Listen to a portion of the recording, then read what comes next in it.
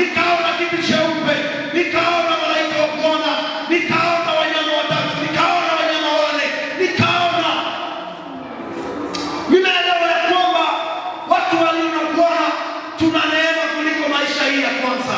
Kuna neema inayozidi maisha yenye tukoamo, kuna furaha inayozidi furaha hii ya dunia ambayo iko ndani yetu. Shaka yetu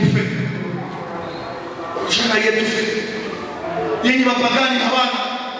Unajua furaha yenye dunia inapanaka, mapagani wanaweza isikia. Mpagani anaweza sikia furaha ya dunia, kisi na Mkristo anaweza sikia furaha ya dunia. Kuna furaha ya kuitwa mwana wa Mungu yenye mpagani hawezi sikia. Jambo la kushangaza ni kwamba hata sisi wa Kristo hatuisikiani. Pale ndio kunakuwa problem. Namna gani tumekuwa watu wa mbinguni, ile furaha ya mbinguni haiko ndani ya maisha yetu. Ilipata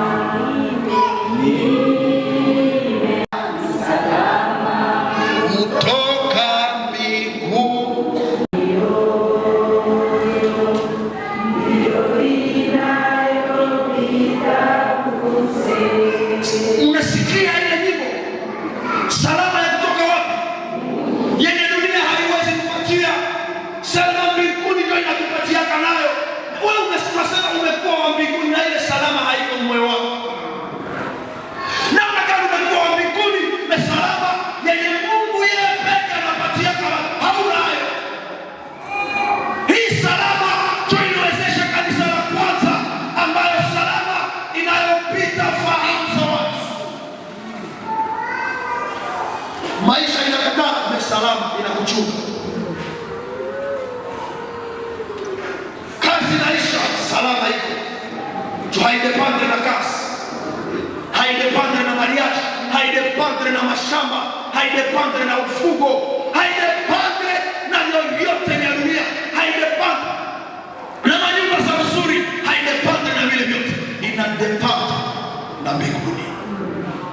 Ile salama iko wapi maisha yetu? Ile salama iko wapi?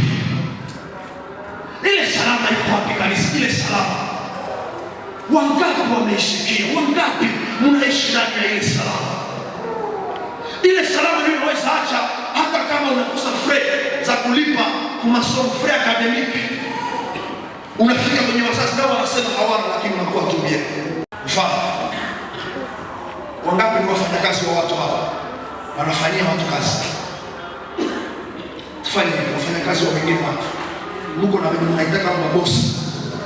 Uko wangapi? Nimeona mikono katikati yenu. Nani dunia anaweza kosea bosi wake? Nani anaweza kosea bosi? Na kwa nini hamwezi kukosea? Tunajua kazi yako inadepende na nani. Tunaweza kukosea Mungu ndio ile salama haiyaingia. Utaogopa kukosea. Unajua nikimkosea salama inapotea. Na unafataka sio kitu cha kukosea Mungu. Ukimkosea sana sababu ile salama ikiisha unataka zote kufanya nini? Umeshakosea, umeshapika magoti na unatengeneza. Unazama, umefanya moyo biza. Hawezi kutaka huko sherehe.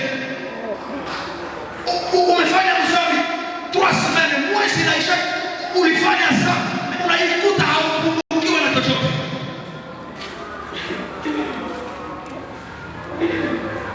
Salama. Akamtuma Yohana, Biblia inasema Yohana ndani ya kile kisanga cha Patmos